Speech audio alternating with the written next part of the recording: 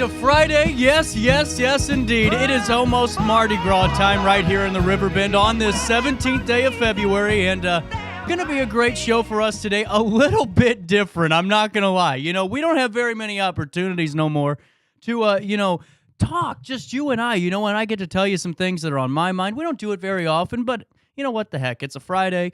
We're all ready to kind of get the weekend, up and running, and I'm here for it. So for the next hour, it's going to be you and I. And before I take you to top of the hour news, Luis Noya and I spoke today, and we're going to do a sports hit for you guys about, the Blues and the unfortunate passing of Tim McCarver. And we're going to do a full report. It went like 30 minutes long.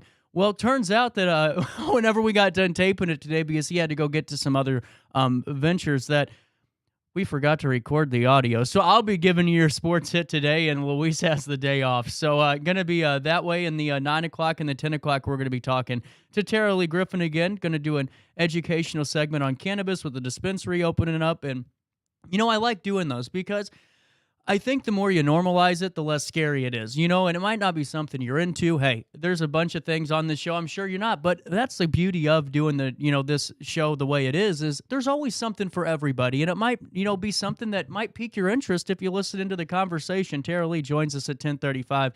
In the meantime, it's you and I, and it's time for me to take you to what's happening around the Riverbend, and also my time to tell you to sign up for your daily email update. You can join me and 60,000 other people, well, at least 60,000 other people. Every morning at 7:30, we get this email called Around the Riverbend with national news, statewide news, and the most important thing, local news from one of the best sources, not even in this area, but in the region, and providing you that information, plus events coming up your way, classified listings, all of that and more on that Around the Riverbend email blast. And make sure you sign up by just clicking the sign up button on any portion of any article you read. It says get the latest news. You put your name in, you're good to go. And we'll start off in the more serious note with Dan Brannon. He is our content director at RiverBender.com at 9:02. A man charged with one of the most gruesome murders in recent years in the region, DeAndre Holloway of Litchfield, has been ruled fit to stand trial. Holloway is accused of the death of 22-year-old Lisa Dodd and her unborn child in the 3400th block of Boulevard Street in Alton on June 9th. Dodd was beheaded and was pregnant at the time of her death. Holloway was 22 at the time of the murder. Judge Neil Schroeder made the ruling after an investigation into Holloway's mental health. Judge Schroeder evaluated elaborate information from the Department of Human Services to make his decision. Holloway is charged with first-degree murder, dismembering a human body, intentional homicide of an unborn child, concealment of a homicidal death, and other motor vehicle offenses. The Alton Police Department Investigations Division started investigating the case as soon as it was called to the scene at 12:59 p.m. Thursday, June the 9th of 2022. Alton Police Chief at the time, Marcus Polito, said after the investigation, it was determined that Louise was beheaded and was also pregnant, with an expected delivery date in mid-July. The pretrial conference date will be March 29th, 2023, just over a month away. Also in the news from Dan Brannon, in Jerseyville, family and many friends this week are remembering Sean Soley Sullivan for his many positive contributions to the Jerseyville and Jersey County areas. Sean passed away at 48 years of age on Sunday, the 12th of February. Sean was a Jersey Community High School graduate and married to his wife, Brandy, for nearly 25 years. The couple also has two children, Ian and Ellie. Sean and Brandy owned and operated Sully's Packaged Liquor in Jerseyville, where they have numerous customers who stop by each week. Sean was also owned and operated Sully's Distribution prior to his time with the liquor store through 7-Up and Dr. Pepper. Jenna Taylor, the owner of Emo's at 1600 South State Street in Jerseyville, is very close to the family and has organized a fundraiser at her business. On the 20th of February, this coming Monday, she will donate 10% of profits that day to the Sullivan family to assist with their loss. Also, she has a donation collection jar in her business. Jenna said at the end of the day, she will write a check to the Sullivan family to offset some of Sean's final expenses. Jenna closed by saying, quote, Sean touched a lot of people, and being a young business owner, I really looked up to him and Brandy. Sean and Brandy are the sweetest, kindest people around. She also encouraged residents and friends to stop by Emo's for Monday's fundraiser and also consider donations to her collection jar. Also in the news, Metro East Lutheran's robotic team is state bound. Metro East Lutheran's high school robotics team is moving on up to the first Tech Challenge Illinois State Championship after putting in a winning performance at the recent regional qualifying competition. 22 teams from Central and Southern Illinois competed in the first Tech League qualifying tournament last weekend at Maryville Christian School. The MELHS team was one of 5 teams from the 2 regions that qualified to move on to the state competition, which will be held on February 24th and 25th in Elgin, Illinois. In First Tech, students design, build, and program robots to compete head-to-head against other teams. The state championship showcases the best robotics from the FTC qualifying events held all around Illinois. This is just the second year that the Metro East Lutheran's high school robotics team has been competing in the First Tech Challenge. Last year, the team won 2 rookie awards, including the highest scoring rookie. And a quote from the math and technology teacher at Metro East Lutheran High School: "We're still a very young team, and we're still figuring out what it means to compete in this format. But we're learning a little bit more every time to get better," said Tom Lawrence. And he coaches alongside with Dan Stake of that robotics team. A quote: "We have a lot of talented kids on our team, and going to state is a great opportunity for them. Our expectation is to learn and grow a lot in the process so we become even better prepared for the next season." Metro East Lutheran has been providing academic excellence in a Christ-centered environment for more than 40 years. For more information on the robotics team or just about Metro East Lutheran as a whole, melhs.org.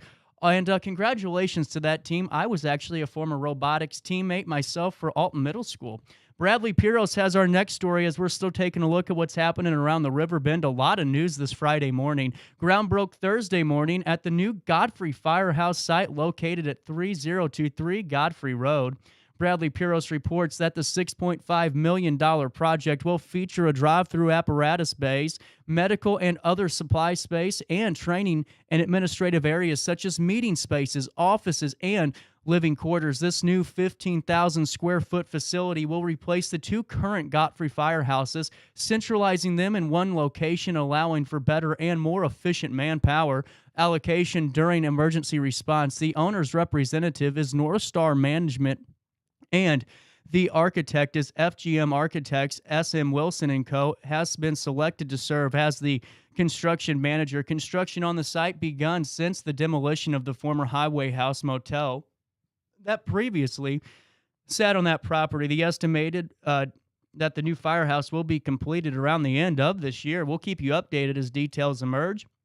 And one last news story for you. We're actually getting through this in time. I try to keep these 5 minutes, and I'm doing okay. Alton Godfrey Rotary's Chili Chowdown is March 6th. This is the best way to end it with a great chili competition. The Alton Godfrey Rotary's 37th annual Chili Chowdown is set for March the 6th at Main Street United Methodist Church in Upper Alton. The popular fundraising event features all-you-can-eat chili, beverages, and desserts for just $10. Serving hours are 11 a.m. through 1 p.m. and again, on 4:30 p.m. through 7 p.m. Diners may eat it in or carry it out. The secret Rotary chili recipe is guarded by event chairman Dennis Wilson. He says the recipe originated from the late Don Johnson, proprietor of DJ's Bar and Grill in Upper Alton. Members of the Alton Godfrey Rotary Club prepare and serve the chili over the years.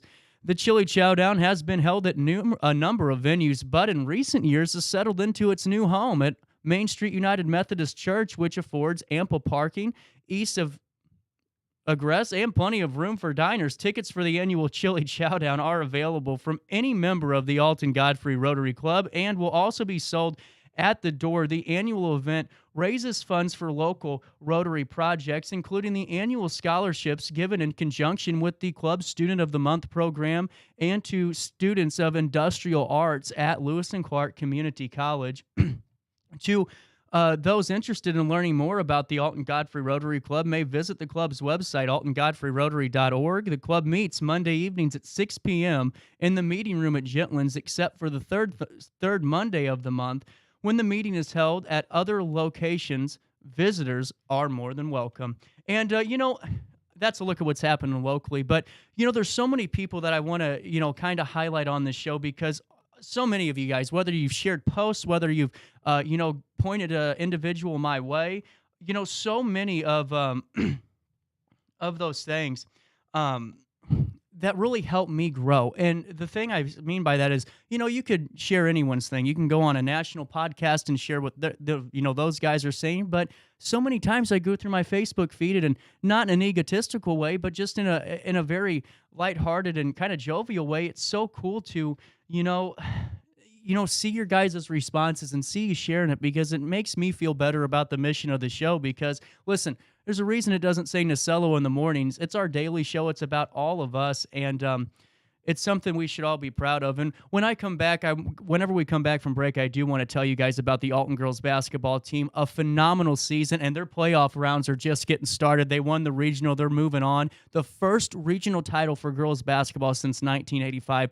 We get the full scoop here in the next couple of minutes. But when I was talking about you guys sharing it, it's because we have support, right? You guys support the show by sharing, but there's other individuals that are supporting this show just, in different ways, such as Medical Cannabis Outreach. And let me tell you about this great organization that can help you in obtaining that medical cannabis card. Eric and Capri Sweat, guys, they are the real reason, in all seriousness, that Illinois got medical cannabis to begin with. They were major influencers in that movement, and now they've taken it and their knowledge, their expertise, and they're taking it and bringing it to all of you. Listen, there's free application processing with Medical Cannabis Outreach. They've been helping people obtain those certifications since 2015, and get this, are you worried that you aren't going to be able to qualify? Come on, don't fret about that. 40 qualifying conditions, and the best part of it, I think, is that you're going to be able to talk to a cannabis-friendly provider, that's not, your typical doctor because, sometimes, and let's be honest, a lot of doctors are still very hesitant on this. And, it just depends on who your provider is. But the bottom line is Medical Cannabis Outreach knows that. They've run into those obstacles. So what did they do? They found medical cannabis-friendly providers. So that way you're going to get the actual information you need. And, hey, maybe it's not for you. Maybe it is. But at least you're getting it from an honest source that's, really friendly with the industry and that knows what they're talking about. And the best part, too, is one-time same-day appointments. And, for all the money savers out there, if you do qualify for that medical cannabis card, you can save up to 40% on sales taxes in the state of Illinois. So let me just tell you this in a bold, layman's term. The mission of Medical Cannabis Outreach is simple. It's to provide a safe, professional, and clinical setting for patients with chronic or debilitating health conditions to gain legal access to medical cannabis. So to learn more or to get started, 224-281-0888 or mcoillinois@gmail.com. That phone number again, 224-281-0888 or mcoillinois@gmail.com. That's the email. And I'm telling you, Eric and Capri Sweat will not lead you in the wrong path. They are the best at doing so, and I highly encourage you to give them a check out. It is 9:14. Whew, time's flying on this 17th day of February. We'll take a quick break, come back, talk some news, talk some sports, and then we'll keep this 9 o'clock hour rolling all the way up until the 10 right here in downtown Alton. RiverBender Radio has built 3 great new stations just for you in the Riverbend. The Eagle, the Riverbend's classic rock station. The Bridge, hit music for the Riverbend. And The River, today's country, and all your favorites. Check them out today at RiverBender.com. I just got a new air conditioner. Top of the line. I bet mine's better. It's so efficient and quiet, I hardly know it's running. I've got you both trunked. I've got a Linux. So do I. Barrett Heating and Cooling carries Linux products to meet any budget. Don't gamble with your energy dollars. Call Barrett Heating and Cooling and start saving today. Lennox. Innovation never felt so good. Macias Insurance Agency, providing quality products with extremely competitive prices. As an independent provider, we source multiple companies to offer the best rates possible, covering auto, home, business, and life insurance. Our goal is to provide quality service that meets and exceeds customer expectations. You can rest easy knowing the Macias team is working round the clock to ensure that both you and the most important parts of your life are covered. Our qualified professionals make the insurance process easy so you can live carefree and focus on what matters most. Visit MaciasInsuranceAgency.com today to find out what our team can do for you. Are you in the market for new flooring? Look no further than Ed Eagles Discount Carpet. Ed Eagles has an enormous inventory of carpet, tile, vinyl, and hardwood with professionally trained carpet installers that will treat your project and home with the utmost respect. Lowe's and Home Depot can't even compare. Our discounted prices regularly beat out the big box stores. Stop by today to have your new flooring ready for the holiday season. Ed Eagles, quality carpet, tile, vinyl, and hardwood at discount prices. Located on Humbert Road in Alton.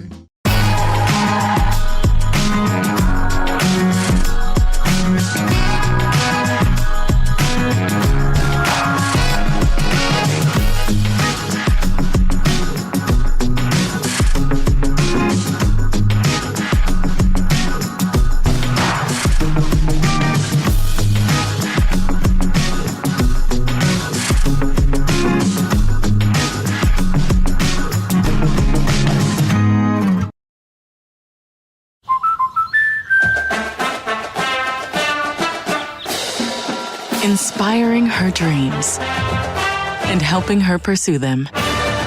That's why we protect your house and your car, because we know they're the launching pad to their dreams.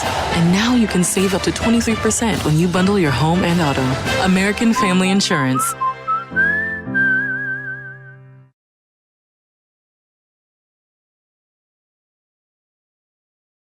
It's much more fun. You know that only the good die young. Oh, baby. I tell you, only the good die young. Only the good die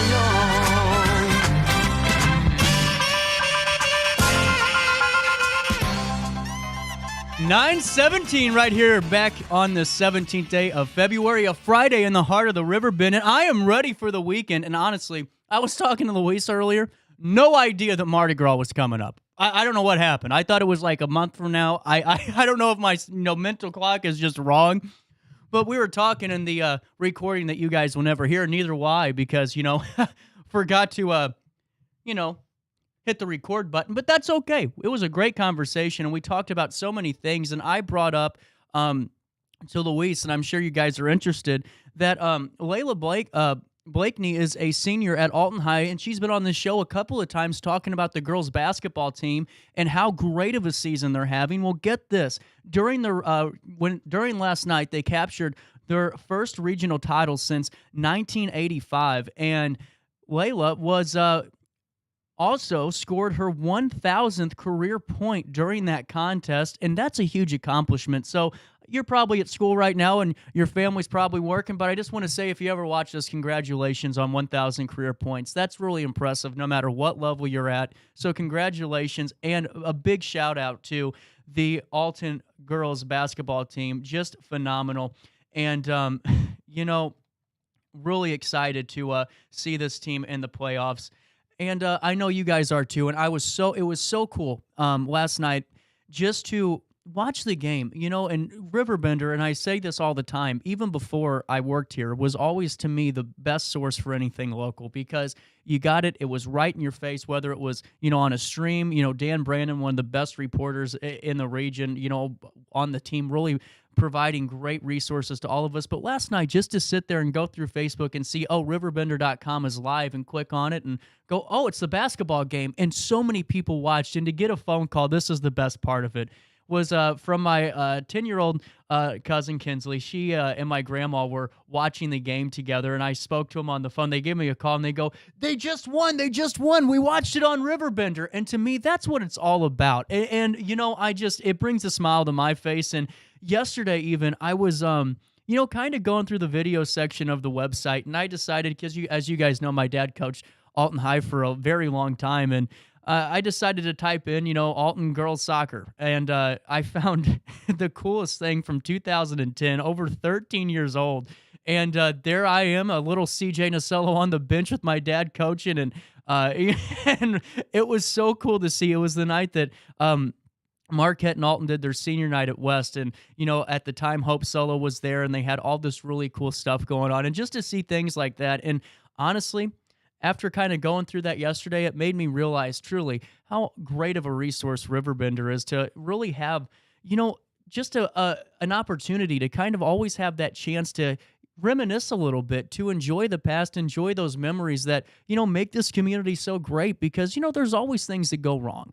But there's those moments, there's those nights, there's those games, there's those afternoons that just sit there and forever in your mind. And, to have an opportunity to work with a company that preserves those is so cool. So if you guys ever have a chance, search the video tab. You might stumble upon something you might really like. And just like with the games, and we'll get into it in a little bit.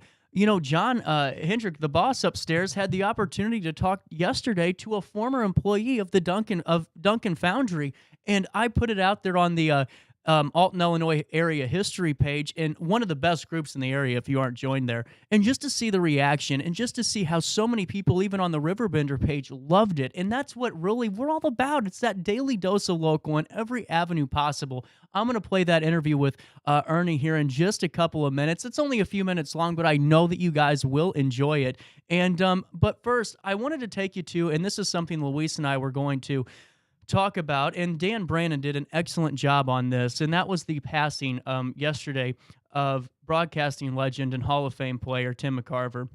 McCarver, a legendary broadcaster and a two-time World Series champion with the St. Louis Cardinals, died at the age of 81. Major League Baseball said McCarver's cause of death was heart failure. McCarver made his debut with the Cardinals in 1959 and spent 7 decades in professional baseball. That's just incredible. It included a 21-year major league playing career before transitioning into an award-winning broadcaster for whom many consider to be baseball's version of John Madden. McCarver was awarded the Hall of Fame's Ford C. Frick Award in 2012 for his Emmy-winning work in the booth. The Cardinals made a statement on McCarver's death. "We are saddened to learn of the passing of Cardinals Hall of Fame catcher Tim McCarver. A two-time World Series champion, McCarver caught 12 seasons in St. Louis over his 21-year career. Our condolences go out to the McCarver family and his many baseball friends and colleagues." Tim McCarver was an all-star, a World Series champion, respected teammate, and one of the most influential voices our game has known. That's a statement from Commissioner Rob Manfred. As a player, Tim was a key part of great Cardinals and Phillies teams in his 21-year career. In the booth, his analysis and attention to detail brought fans closer to our game and how it is played and managed. Tim's approach enhanced the fan experience on our biggest stages and on the broadcasts of the Mets, the Yankees, and the Cardinals. All of us at Major League Baseball are grateful for Tim's impact on sports broadcasting and his distinguished career in our national pastime. I extend my deepest condolences to Tim's family, friends, and the generations of fans who learned about our great game from him. A little bit of a bio. McCarver was born in Memphis on October the 16th, 1941, preceded his time behind the microphone with the years behind the plate. He spent 21 years as a major league catcher for several teams, including the Cardinals, Phillies, Expos, and the Red Sox. His best years were with the Cardinals, with whom he won World Series titles in 64 and 67. In 1964, against the Yankees, McCarver shined at the plate, going 11 for 23 with 5 RBIs and a home run that broke a tied score in the 10th inning of Game 5. He even stole home in Game 7. How incredible. McCarver won another series ring in 1967. That year, he earned his second All-Star selection and finished second in national MVP voting. He also went 9 for 27 with a homer and 4 RBIs in the Cardinals' 7-game World Series loss to Detroit in 1968. And, just a stellar piece by Dan Brannon, and really puts things into perspective. So many people yesterday, I saw some of the social media posts and things, and, a lot of people grew up with Tim McCarver, and what I think is just so interesting about it all, I was talking to my dad a little bit about it yesterday, and,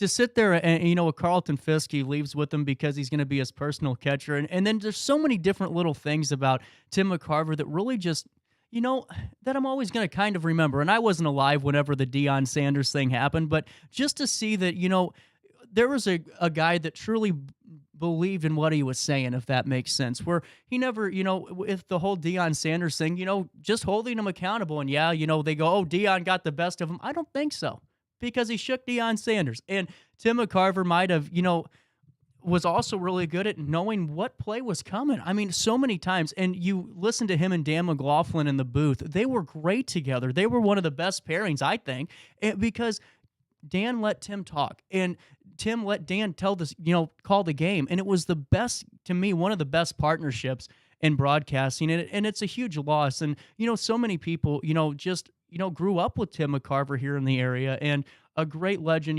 nonetheless, 81 years old, a life well lived, and one that we're going to remember for quite some time, to say the least. And wanted to share that with you. And, it's never a good time for those stories to come through, but Dan Brannon, just a phenomenal job.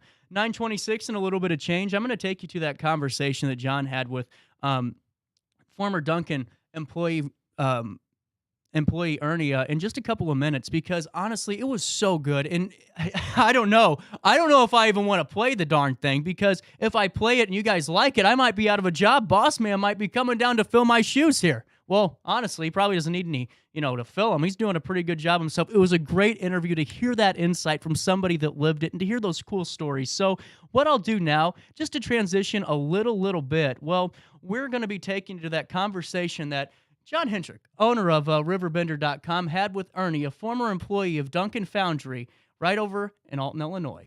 So, Sam, I walked up to Sam, and he says, Sam who? Sam Duncan. Sam Duncan? Yes, sir.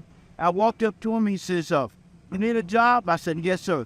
What specific job are you looking for? I said, I'm not looking for a specific job. I'm just looking for a job. My wife is pregnant, and just come out to war, and I need a job. I'm living with her parents, and that won't last too long. You got to get a place. So Sam let me hire in, no paperwork or nothing. And then he turns around. They had a truck for sale, and a lot of the big-time guys here in August was getting ready to buy that truck. And I asked Sam, I said, Sam, I'd like to have that truck to scrap all, but he said, you want it? I said, yes, sir. He said, come back in about 10 minutes. I came back in about 10 minutes. And he said, I said, Mr. Duncan, what do you want for that truck? He said, well, I'd like to get $1,000. And I said, oh, God, I don't have. He said, how much you have? I said, I got 500. He said, it's your truck. It's all yours. So I'm so grateful for the Duncan Foundry. They had horses and stuff, and I used to go on the farm and help on the place and help them out there. How many years was that in operation? Huh? How many years was that in operation there, do you know? Way before my time, I know. Yeah. I don't know what time the foundry was started, but... What was your job there? I was a mold. I worked in the mold department, making molds for train wheels. We've done it, train wheels. Yeah. And I worked in the mold department. And I really got good at it. That's pretty neat. Yeah. You had free turkeys at Christmas. Free turkeys for Christmas. And if you wanted to work over, they were glad to let you work over, and they would give you bonuses. I sure appreciate your time today and telling us a little bit about the history. Yes, sir. I'm so grateful. You had a lot of buddies, I guess, who worked there, sir, over the years. How long did you work there? I guess it's 9 years or something like that. Yeah, something like that. But it was a good job.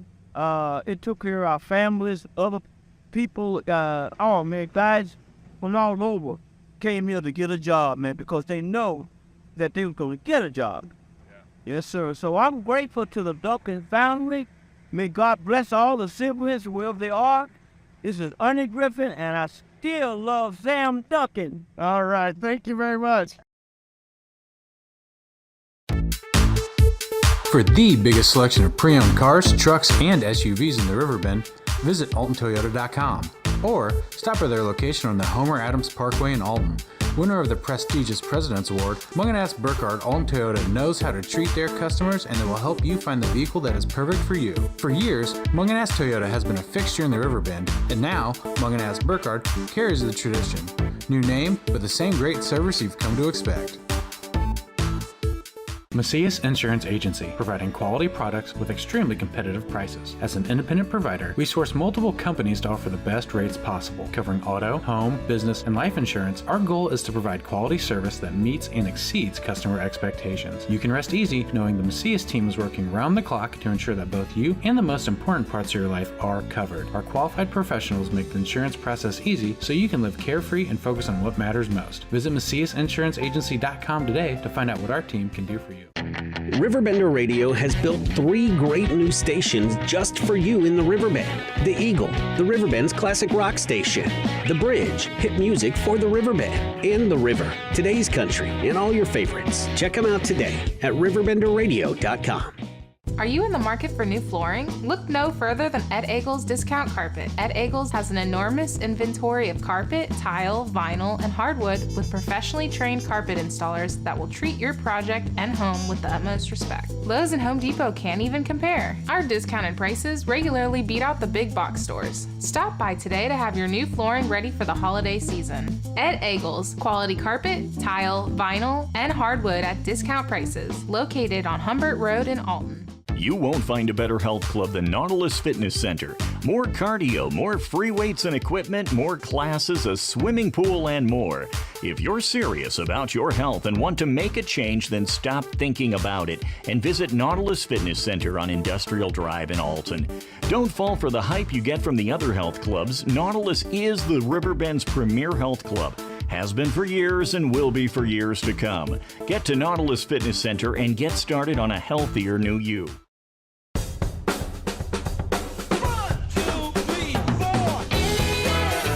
If you like to get out and go with a friend riding shotgun, the Z-Force line of sports side-by-sides are the perfect machines for you. Whether exploring the backcountry or racing down the trails, these beasts flat out give you more without having to pay for more. Life's too short to stay home.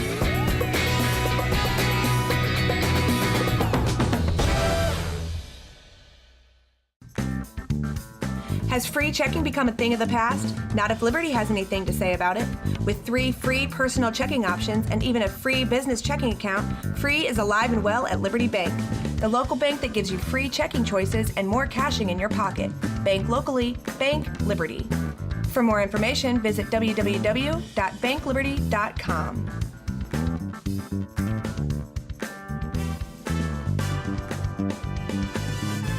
I set the thermostat so my house would be warm when I got home from work, but the kitchen is still cool.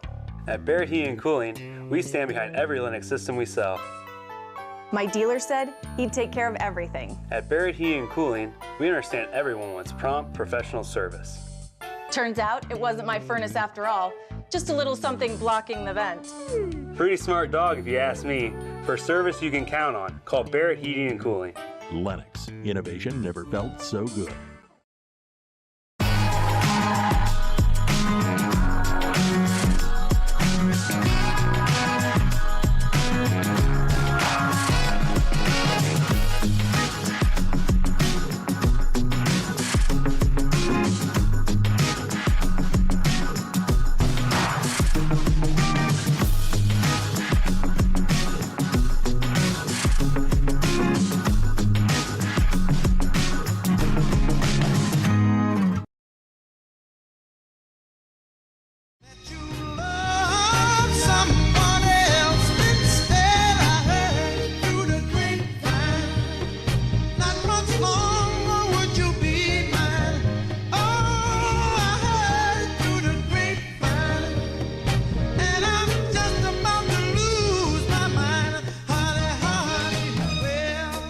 .34, we're right back here in downtown Alton. I got to take you to this story because it is just piquing my interest here.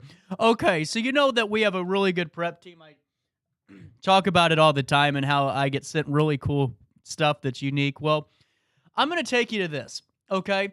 Hear me out here. Joining me picture in picture is, this. You're going, what the hell is this, CJ? There's a guy in a bear costume. An emergency drill at a Japanese zoo made for a comedic scene when a zoo worker donned a cartoon-like bear costume to play the role of a fugitive Bruin. The drill at Hitachi City Kamine Zoo was aimed at simulating the faculty's response to an Asian black bear escape after an earthquake. Oh, I love it. All right, there you go. There's the loose bandit. And the drill included zoo staff and the response team used nets and vehicles to corner the faux bear before simulating the process of shooting it with a tranquilizer dart. That's not shown in the video. The bear was then returned to its enclosure. Zoos in Japan have previously gone viral for this very same thing, involving workers dressed up as escaped animals, including lions and Oh, you got to make life fun. If not, then what the heck are you doing? All right, there you go. There's one fun one for you. And I had to take you to it. Hold on. The best part of it, I missed this part. This is the best part of this whole thing. So there they go. They're checking the bear. Okay. You still good? You still good, bro? Is he asleep? They're checking him. And now they're getting him wrapped up and ready to go back in the enclosure. Look at this. Oh, you gotta love it. And there's the zoo director telling everybody what he did was the right call. Anyway, so that's what they're doing in Japan, but what are they doing right here in our neck of the woods? You know, that's what I want to know. Which one do we start with? The interesting one or the fun one? You know what? Let's start with the interesting one. Pull this picture up. I don't know if you'll be able to see it all the way. Let me scroll up a little bit on my screen here. That is a rare golden largemouth bass that was caught in Virginia. Let me tell you about this story here. Wildlife officials in Virginia, shared photos of an angler's rare catch from the James River, a golden largemouth bass. Now listen to this. Whew. My sinuses are just kicking my butt today. The Virginia Department of Wildlife Resources said Jacob Moore, he was fishing near Chipoke's State Park. Sounds right. And he reeled in the curiously yellow fish. Now, here's his quote. I haven't seen anything like that before. I've seen bass with black spots, but I've never seen an albino one, Moore told the Wildlife Agency. Well, Alex McGrickard, the agency's aquatic educational coordinator, said the fish is not an albino, but has a related condition. Listen to this. Golden largemouth bass are extremely rare, and most anglers have never even seen them, let alone heard of them before. The fish is a product of a genetic mutation that, alters its pigment, as you guys can see, called, it's pigment. And the yellow pigmentation dominates in the genetic mutation, as you can see in the fish right there. I mean, that is golden. That is almost like it just came out of the fryer, you know? Moore said he returned the fish to the river after he measured it and snapped a few photos just to make sure he could, always remember the encounter. Now, my question is, I believe truthfully, and hear me out on this. I know it's not the most popular opinion in the world, but my opinion on this is that if you catch something like what we just saw, that golden largemouth bass, that's very rare, and you're doing the right thing. You just catch it. You call the proper authorities. I think there needs to be a little bit of a finder's fee, if you will. You're doing the right thing, so reward good behavior, reward conservation, right? Maybe? You can tell me I'm wrong. That's what the text line's there for. 618-759-7469, and let me know what you think about that. Have you ever seen one, fishermen out there, fisherwomen out there? Have you ever seen a golden largemouth bass? And if you have, you better send me a picture into that text line right there. Bottom left corner of your screen. Utilize that text line and send me a picture if you have one of those. And another thing, before I even go into any more of our news here that is sent from around the world that you are never going to hear anyone else talk about. And by the way, I'm always a day early because the other stations and other people around town in the area talk about the same stories the following day. I love it. We have a great, great team. But I could not get over, and I still can't. I sent Mike upstairs a screenshot of it last night. How many of you were interacting and engaging with that Bobcat story? Because there's certain things that, because I see everything, I always I'm always in tune. I might not act like it, but, perception's everything. I'm always kind of informed of what's going on, what's out there, what's on social media. And I scrolled by the Bobcat post initially and didn't really think much of it. I thought, well, there's an interesting story, but, I'm going to leave it out of news. Wrong mistake. I cannot believe how many of you guys have seen it, shared it, interacted with it, commented, engaged with it. So many. And it made me go, wow, maybe I need to start reevaluating my the audience here. Anyway, so I wanted to just kind of bring that one up. But here's another story that I think is really cool. I'm going to pull this up right now. And no, this isn't Steve, my pig. This is just, a pig with a cop. This pig looked cold, so we got a ride home from an Alaska patrol cruiser. Police in Alaska said this wandering pig right there, look how cute he is. Come on. That could be Steve's best friend, Mom and Dad. Police in Alaska said a wandering pig looked cold at the side of the road, got a lift home in a patrol cruiser. The Anchorage Police Department, pigs are hardy animals. The Anchorage Police Department posted a photo to Facebook showing the pet riding in the back of one of the department's patrol cruisers in Fairview. Quote, we got a call from a concerned citizen regarding a pig in Fairview standing on the side of the road who, quote, looked cold. The Facebook post read, we're all familiar with refrigerated bacon. We just never thought we'd respond to a call for service related to that topic. Well, good point. Police wrote that the portly dude was actually quite friendly. Officers returned after returning were able to identify the owners. And the pig's name, okay, you beat mine. Okay, I should have thought about this. I didn't give the name enough thought. The pig's name is Elvis Pigsley. How awesome is that? I love it. All right, there you go. Elvis Pigsley making his appearance, and Elvis has left the screen. All right, what about this? So there's so many fascinating things about Illinois' history. Our history right here in the 618 areas, but just the history of our state as a whole. And get this, demolition crews found a 116-year-old time capsule at the University of Illinois. So the demolition of a building at University of Illinois campus yielded an unexpected discovery. Hear me out here, a 116-year-old time capsule, school officials said workers carrying out the demolition of Illini Hall, a project that began in early February, were clearing the building's cornerstone when they found a time capsule. The time capsule dated 1907. Wow. Officials say they had no record of a time capsule even being concealed in the building, which at the time was originally constructed for the local YMCA. The school said the time capsule will be turned over to the University YMCA. The capsule will be opened as part of the group's 150th celebration in autumn. Quote, it's one of the ways we can help preserve history. The building is no longer here.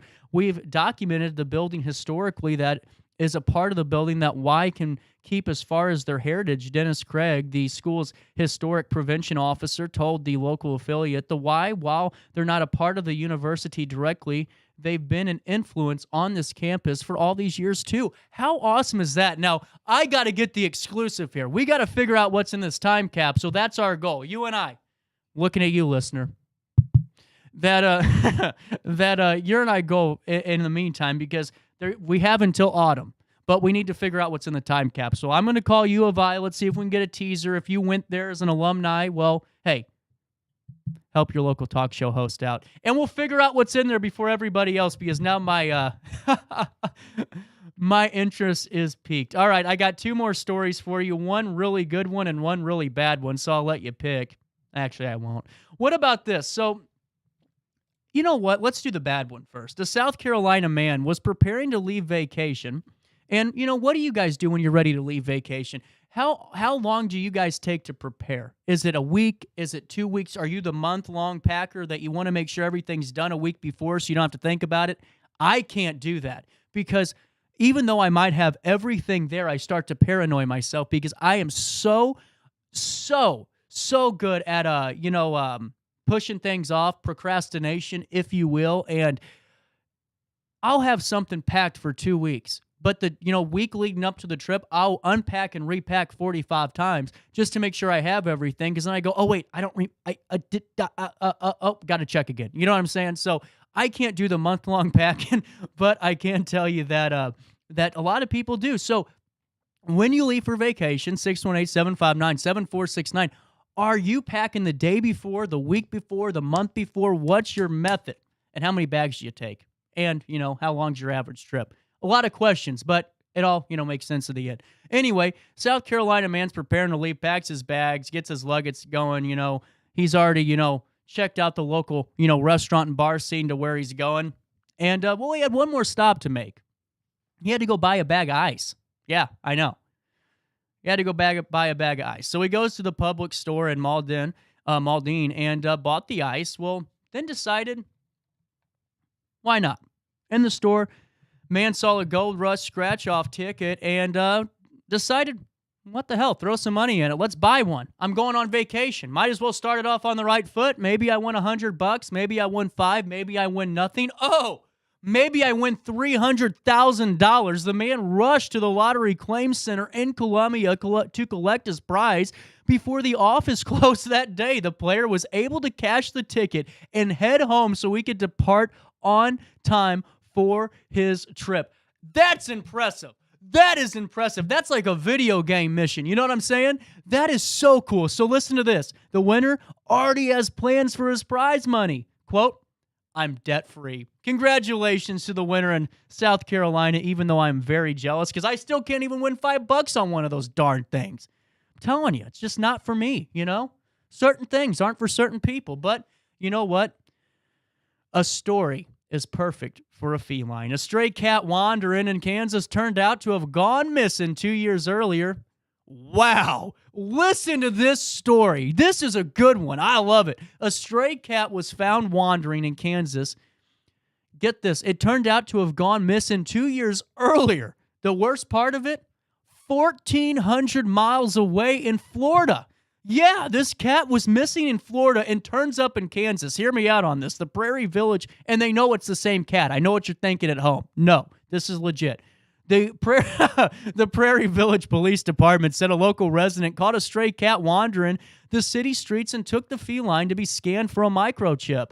And the microchip revealed that the cat, in orange... No way. No way. There is no way. Listen to this. The microchip revealed the cat to be an orange tabby belonging to a family in Miami, Florida. Had been missing for 2 years. Our animal control officer contacted the owner in Miami and is working on getting them reunited. I love to hear that. Police say they do not know how Lucky made that 1,400-mile journey from Miami to Prairie Village, but it did. And yeah, you heard me say Lucky. That's the name of the cat. They named the cat Lucky before he went missing, obviously. Chef's kiss. Perfect name. Perfect name. You win. I can never, I don't know about you guys, I can never come up with good animal names. Have you ever noticed that you go to your buddy's house, your relative's house, whatever house you go to, and you hear them call out their dog's name and it's like this really cool name like Brutus or something, and then you go home and your dog's name is like, I don't know, Frank. You know what I'm saying? I'm not saying my dog's name is Frank, but I just can't come up with good names. I have never been able to do so. And I don't know what it is. Maybe my creative blocking is just for names only. I don't know. I do not know, but I do know this. This is a story that I actually saw gain national attention, and I didn't want to do a story on it because I laugh a lot at these things, and this family was really, really upset. So a family in North Texas, a couple, have a really close relationship with a kangaroo of theirs. A kangaroo that, they have videos of. I saw the, posts on social media of it hanging out in their bed. It was really a family pet. And listen, I have friends that live in Australia. I know people that live in Australia. Kangaroos in the wild are not your friend, okay? They're a rodent and they're a big problem over there. But, over in this neck of the woods, I guess you could say, well, it was a family pet. They grew up with it. It's 3 years old. His name is Nigel. And, Nigel became very spooked by loud noises on Tuesday, and he escaped from his outdoor enclosure at LaFleur's Hood County home, fleeing into the woods. So, quote from the owner, and this is what got really sad. I was going to do the story until I saw the press hit, and she was crying. She said, "He's my best friend. I've had him for years. I mean, he sleeps in bed with me every night." LaFleur told local affiliates, "I can't sleep because I can't sleep without my kangaroo." I know you're chuckling, and that's not appropriate. Let's read on. LaFleur put out a call for help on Wednesday morning on Facebook, asking for searchers, scent dogs, and drones to join that hunt for her missing marsupial. And LaFleur said in a follow-up post on Thursday morning yesterday that Nigel, well, he made it safely back home. She is very excited. He's a little scraped up, but he is home with several days of bed rest on the horizon. And she did not specify whether Nigel's capture by the search party or if he came home on his own. But you know what? That's a story for another time. It's 9:50 and a little bit of change right here on this Friday as we're wrapping up our week. We had a great week full of guests. I mean, the thing is, I love doing shows like this every once in a while because I don't get really enough time to talk to you guys and let you know who I am a little bit. I mean, we've been doing the show for 6 months, and I mean, we're doing phenomenally. I mean, really are. And there's nothing that, is really stopping us. I mean, I have never seen a chart where you can grow every day. And I mean, it's a great thing to look at, but it's also great to engage with you guys too and let you know I really want to hear from you. And sometimes, we have, 4 or 5 guests a day, and it makes it a little bit more tough. But days like this make it fun for you and I to sit back, relax, and enjoy the rest of our daily show, just like we're going to do after this commercial break. RiverBender Radio has built 3 great new stations just for you in the Riverbend. The Eagle, the Riverbend's classic rock station. The Bridge, hit music for the Riverbend. And The River, today's country, and all your favorites. Check them out today at RiverBender.com. I just got a new air conditioner. Top of the line. I bet mine's better. It's so efficient and quiet, I hardly know it's running. I've got you both trumped. I've got a Linux. So do I. Barrett Heating and Cooling carries Linux products to meet any budget. Don't gamble with your energy dollars. Call Barrett Heating and Cooling and start saving today. Lennox. Innovation never felt so good. Macias Insurance Agency, providing quality products with extremely competitive prices. As an independent provider, we source multiple companies to offer the best rates possible, covering auto, home, business, and life insurance. Our goal is to provide quality service that meets and exceeds customer expectations. You can rest easy knowing the Macias team is working round the clock to ensure that both you and the most important parts of your life are covered. Our qualified professionals make the insurance process easy so you can live carefree and focus on what matters most. Visit MaciasInsuranceAgency.com today to find out what our team can do for you. Are you in the market for new flooring? Look no further than Ed Eagles Discount Carpet. Ed Eagles has an enormous inventory of carpet, tile, vinyl, and hardwood with professionally trained carpet installers that will treat your project and home with the utmost respect. Lowe's and Home Depot can't even compare. Our discounted prices regularly beat out the big box stores. Stop by today to have your new flooring ready for the holiday season. Ed Eagles, quality carpet, tile, vinyl, and hardwood at discount prices. Located on Humbert Road in Alton.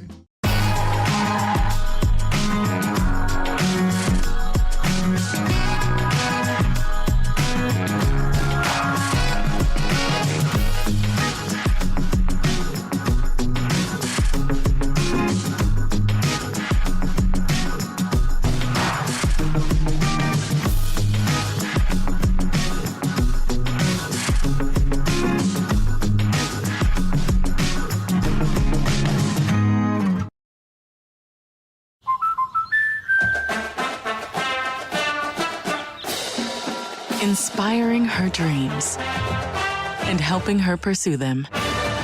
That's why we protect your house and your car, because we know they're the launching pad to their dreams.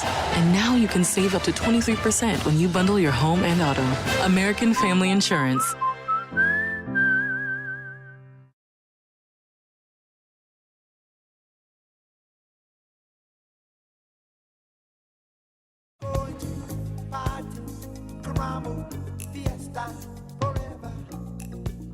Come on and sing along all night long.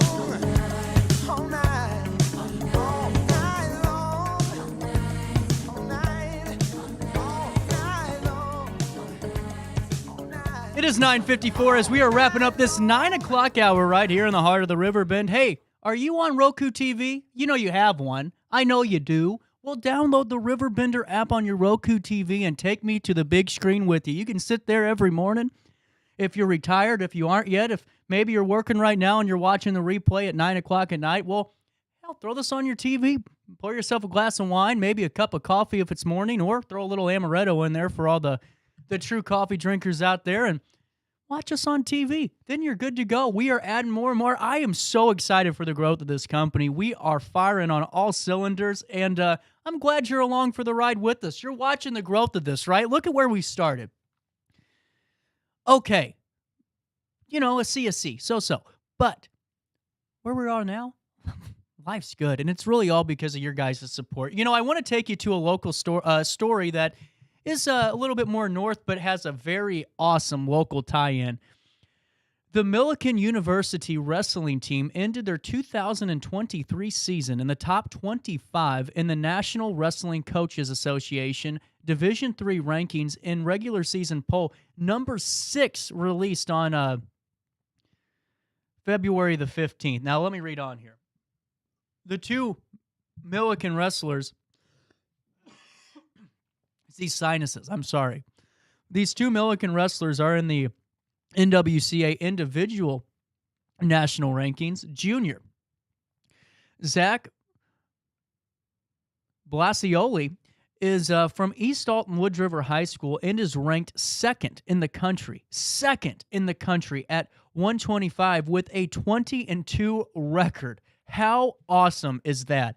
I mean, really, really cool. It's always great to highlight local athletes, even when they move on, because that way, you know, we talk about them enough. Maybe they come right back into town and we can reinvest. That's what it's all about. And Zach, really phenomenal work, especially in that sport.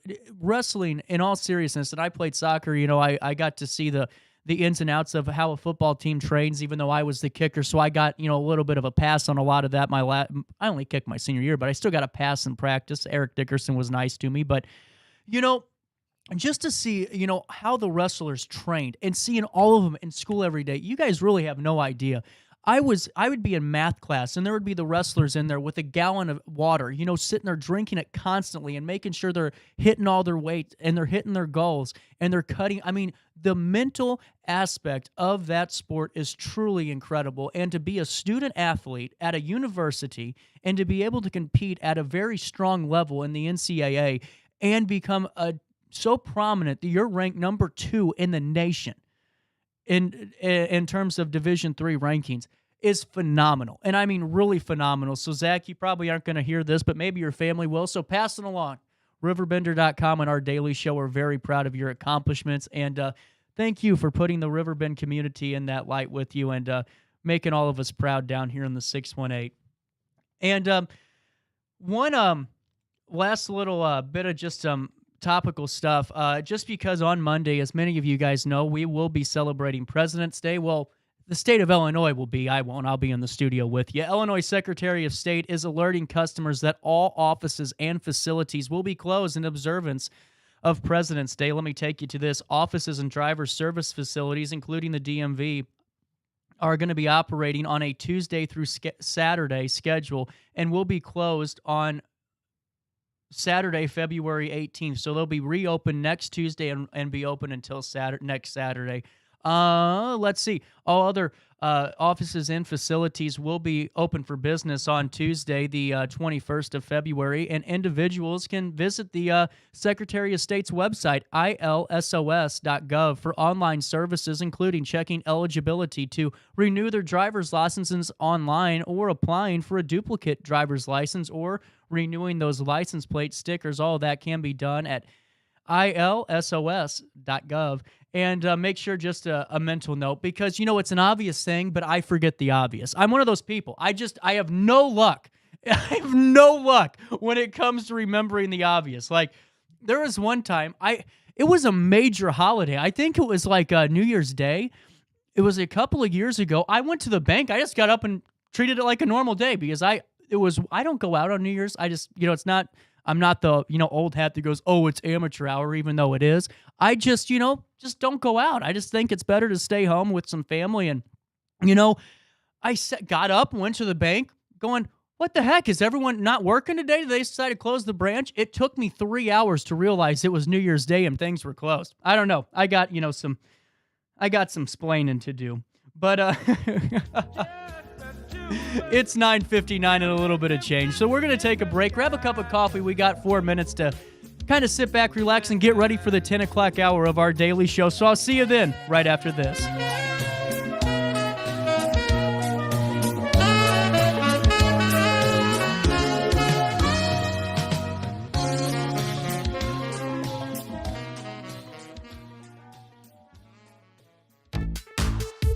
For the biggest selection of pre-owned cars, trucks, and SUVs in the Riverbend, visit AltonToyota.com or stop by their location on the Homer Adams Parkway in Alton. Winner of the prestigious President's Award, Munganast Burkhardt Alton Toyota knows how to treat their customers, and they will help you find the vehicle that is perfect for you. For years, Munganast Toyota has been a fixture in the Riverbend, and now Munganast Burkhardt carries the tradition. New name, but the same great service you've come to expect. Macias Insurance Agency, providing quality products with extremely competitive prices. As an independent provider, we source multiple companies to offer the best rates possible. Covering auto, home, business, and life insurance, our goal is to provide quality service that meets and exceeds customer expectations. You can rest easy knowing the Macias team is working round the clock to ensure that both you and the most important parts of your life are covered. Our qualified professionals make the insurance process easy so you can live carefree and focus on what matters most. Visit MaciasInsuranceAgency.com today to find out what our team can do for you. RiverBender Radio has built 3 great new stations just for you in the Riverbend. The Eagle, the Riverbend's classic rock station. The Bridge, hit music for the Riverbend. And The River, today's country, and all your favorites. Check them out today at RiverBender.com. Are you in the market for new flooring? Look no further than Ed Eagles Discount Carpet. Ed Eagles has an enormous inventory of carpet, tile, vinyl, and hardwood with professionally trained carpet installers that will treat your project and home with the utmost respect. Lowe's and Home Depot can't even compare. Our discounted prices regularly beat out the big box stores. Stop by today to have your new flooring ready for the holiday season. Ed Eagles, quality carpet, tile, vinyl, and hardwood at discount prices, located on Humbert Road in Alton. You won't find a better health club than Nautilus Fitness Center. More cardio, more free weights and equipment, more classes, a swimming pool, and more. If you're serious about your health and want to make a change, then stop thinking about it and visit Nautilus Fitness Center on Industrial Drive in Alton. Don't fall for the hype you get from the other health clubs. Nautilus is the Riverbend's premier health club. Has been for years and will be for years to come. Get to Nautilus Fitness Center and get started on a healthier new you.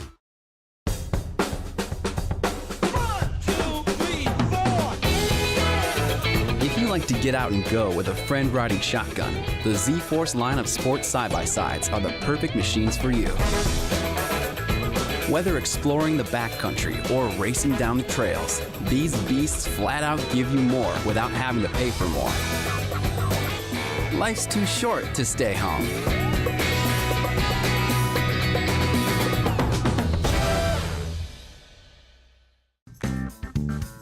Has free checking become a thing of the past? Not if Liberty has anything to say about it. With 3 free personal checking options and even a free business checking account, free is alive and well at Liberty Bank. The local bank that gives you free checking choices and more cashing in your pocket. Bank locally, bank Liberty. For more information, visit www.bankliberty.com.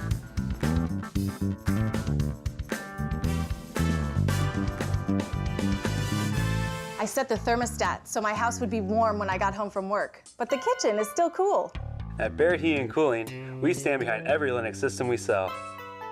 My dealer said he'd take care of everything. At Barrett Heating and Cooling, we understand everyone wants prompt, professional service. Turns out it wasn't my furnace after all, just a little something blocking the vent. Pretty smart dog if you ask me. For service you can count on, call Barrett Heating and Cooling. Lennox. Innovation never felt so good.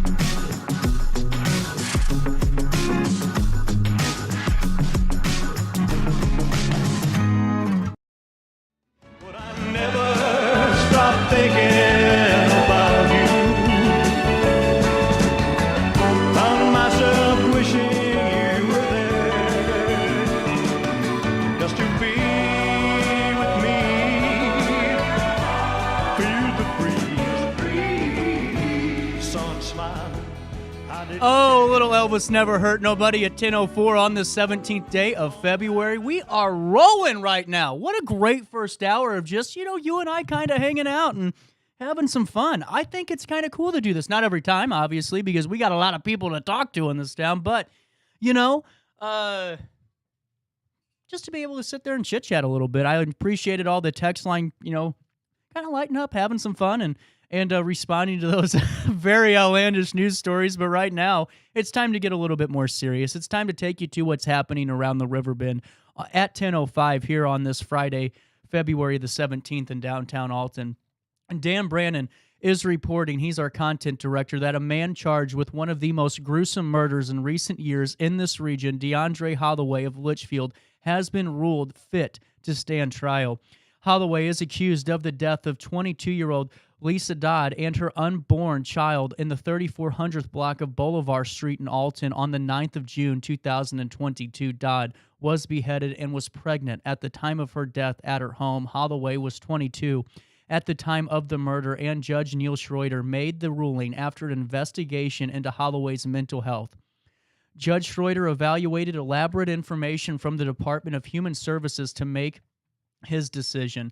Holloway is charged with first-degree murder, dismembering a human body, intentional homicide of an unborn child, concealment of a homicidal death, and other motor vehicle offenses. The Alton Police Investigations Division started investigating this case as soon as it was called to the scene at 12:59 Thursday, June the 9th of 2022. Alton Police Chief at the time of the investigation, Marcus Polito, said after the investigation it was determined that the victim was beheaded and she was also pregnant with an expected delivery date mid-July. The pretrial conference date will be March 29th of this year, in just a month and a half. We'll keep you updated on that trial as details emerge.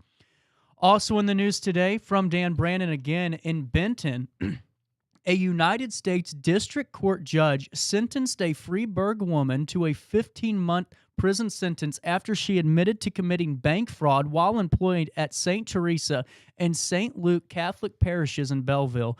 Michelle Miller, 45 years of age, pled guilty to one count of falsely obtaining money owned by a financial institution.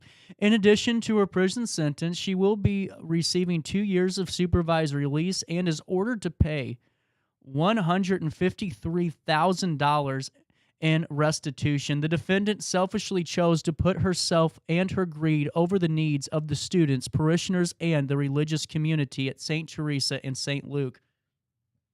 A statement from United States Attorney Rochelle Crow, quote, she decided to embezzle more than $150,000 from her employer, friends, and neighbors. It's shameful, and I'm relieved she was brought to justice. The quote reads on, the United States Secret Service and our law enforcement partners remain committed to identifying, investigating, and pursuing those who attempt to enrich themselves through fraudulent means, said Stephen Webster who is the resident agent in charge of the United States Secret Service. We are proud of our partners with the federal, state, and local agencies who work collectively to hold this individual accountable for their actions. According to court documents, Miller worked from September 2017 to February 2020 as a business manager for St.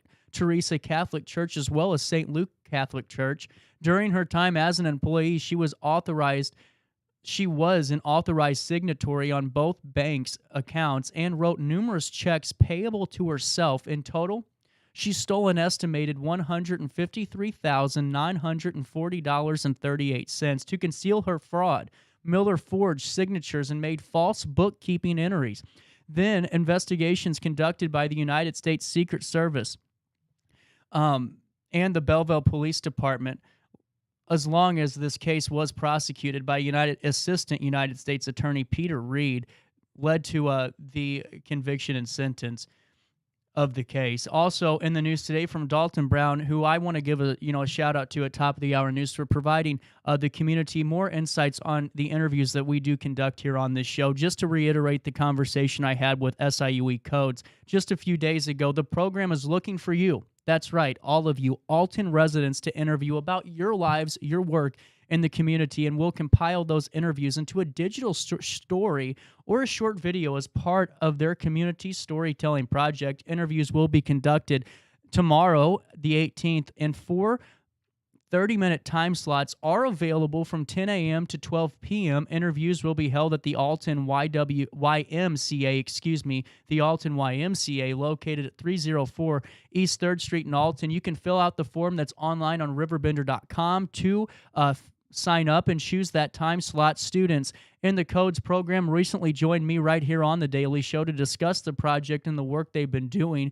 Code student Spencer Steele said the main goal of this program is to listen to voices of the community, and SIUE professor and program leader Dr. Jessica Despain described the digital story as more storyteller guided than interview guided, which is very cool. And if you're an Alton resident and or a worker who's interested in telling your story, fill out this online form that was provided to RiverBender.com. Just click on the news story. It'll take you right there at the bottom. And to register and choose that time slot for you, which is tomorrow, the full interview with Despain and those SIUE Code students can be watched on RiverBender.com/daily show or video, whichever you prefer. And the Codes program is organized by the SIUE Interdisciplinary Research and Informatics Center. That's called IRIS. For more information and updates on this project as it goes forward, you can check them out on their Facebook page. And stay tuned to the stories that are going to be shared right here in the Alton area. A couple more things in this Friday morning newscast. For family and many friends this week are remembering Sean Patrick Soley Sullivan for his many positive contributions to the Jerseyville and Jersey County communities. Sean passed away at 48 years of age on February 12th, this past Sunday. Sean was a Jersey Community High School graduate and married to his wife Brandy for nearly 25 years. The couple also has 2 children. Sean and Brandy owned and operated Soley's Packaged Liquor in Jerseyville, where they have numerous customers who stop by each week. Sean also owned and operated Soley's Distributing prior to his time with the liquor store through 7-Up and Dr. Pepper. And Jenna Taylor, who is the owner of Emo's at 1600 South State Street in Jerseyville, is very close to the family and has organized a fundraiser at her business. On Monday, February the 20th, President's Day, she will donate 10% of the profits that day to the Sullivan family to assist with their loss. Also, she has a donation collection jar in her business. Jenna said at the end of the day, she will write a check to the Sullivan family to offset some of Sean's final expenses. She's encouraged residents and friends to stop by Emo's Monday for the fundraiser, and also is asking those to consider donations to her collection jar to help provide more support for the final expenses.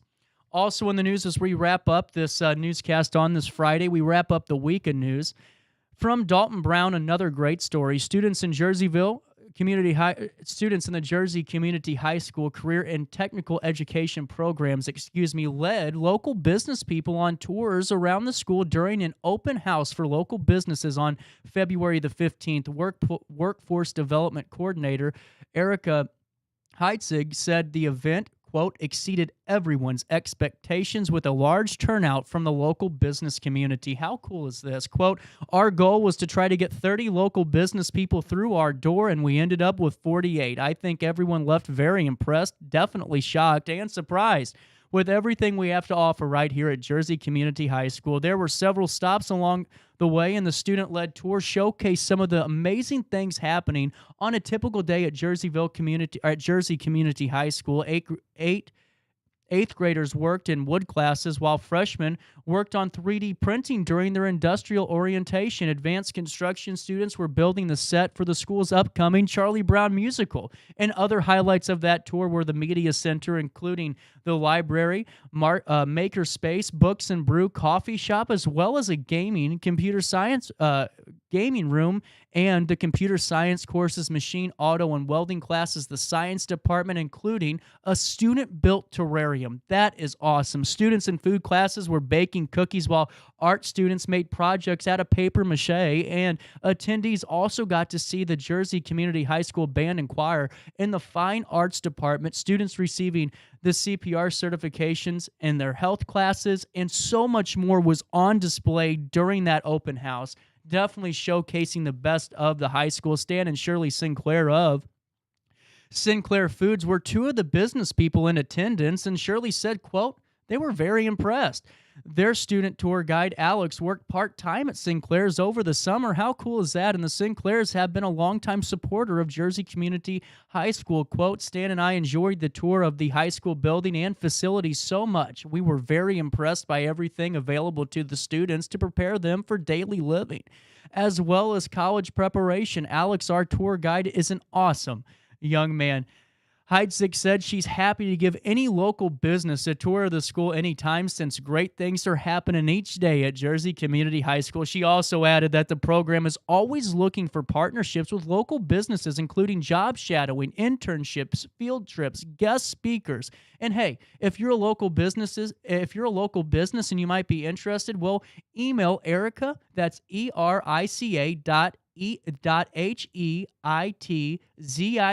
at jersey100.org, or just check out the article on Riverbender for that information. And congratulations to the Jersey Community High School for an excellent open house. You know, another excellent thing that's at your disposal, courtesy of RiverBender.com and Medical Cannabis Outreach, is obtaining your medical cannabis certification card with the people that truly know what they're talking about. You see the ads all over Google. You see them well, you can't see them on Google too much, but you see them everywhere else, and they have to bleep out the word cannabis, and they got to do all these things to get by it because there's still so much that's left to be determined in the world of this industry. But let me give you a little bit of a backstory here. Eric and Caprice Sweat, the ones that are behind Medical Cannabis Outreach, are really instrumental and really are one of the main reasons that Illinois got their medical cannabis, got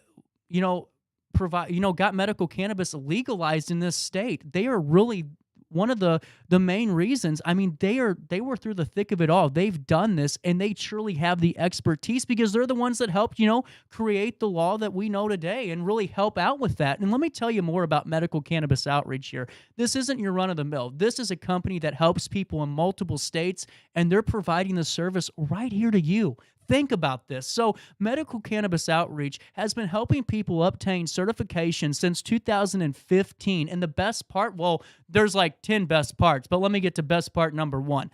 Free application process, and you aren't paying those application fees, because what happens if you pay some application fee and you don't get it? Well, now you're out, couple bucks. You don't have to worry about that. And if you're kind of nervous, you go, well, I don't know if, my condition, the thing that I truly believe would that medical cannabis would benefit, I don't think it's a qualifying one. Well, don't fret. Still give them a call. Still look into this, because there's over 40, that's 40 qualifying conditions. And another great component of this, honestly, one of the most crucial parts, is you're going to be discussing medical cannabis with a cannabis-friendly provider, okay? And what that means is you aren't going to just have someone go, oh, yeah, you passed. That's not how this works. You're going to have somebody that's truly going to sit with you, that knows cannabis, that knows this industry, that knows patients just like you and how it benefits, or maybe might have to look somewhere else. But the bottom line is you aren't going to go to that, primary care doctor you might have that's completely against it, doesn't want to look at studies, come on. We've all been through that. But with Medical Cannabis Outreach, their cannabis-friendly providers are going to sit you down. They're going to see what you need, what you have going on, and if medical cannabis is the best fit. That's what I think is so crucial about this. One-time, same-day appointments, and the chef's kiss, that kind of cherry on top of the pie. Well, you can save up to 40% on sales taxes if you have a medical cannabis card. Yeah, that's an astronomical amount of savings if you're a regular consumer. Well, the mission of Medical Cannabis Outreach is simple. Hear me out here. It's just to provide a safe, professional, clinical setting for patients with chronic or debilitating conditions to gain legal access to medical cannabis. Legal access to medical cannabis. And you're learning from a team of people and working with a team of people that has done this for over 8 years, and they're going to be continuing to do this for decades to come. So to learn more about Medical Cannabis Outreach, it's simple. All you have to do is give them a call today, 224-281-0888, or just email them, mcoillinois@gmail.com, and get started today. Or if you just want to browse a little bit more, you want some more information, do some research on your own, check out their website, medicalcannabisoutreach.com. That's medicalcannabisoutreach.com.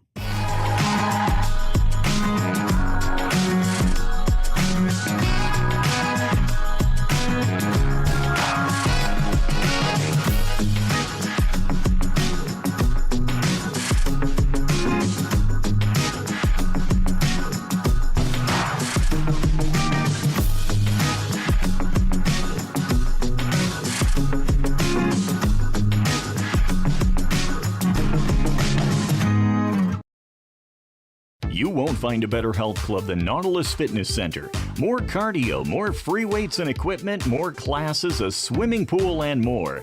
If you're serious about your health and want to make a change, then stop thinking about it and visit Nautilus Fitness Center on Industrial Drive in Alton.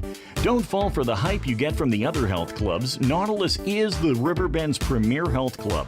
Has been for years and will be for years to come. Get to Nautilus Fitness Center and get started on a healthier new you. Has free checking become a thing of the past? Not if Liberty has anything to say about it. With 3 free personal checking options and even a free business checking account, free is alive and well at Liberty Bank, the local bank that gives you free checking choices and more cashing in your pocket. Bank locally, bank Liberty. For more information, visit www.bankliberty.com.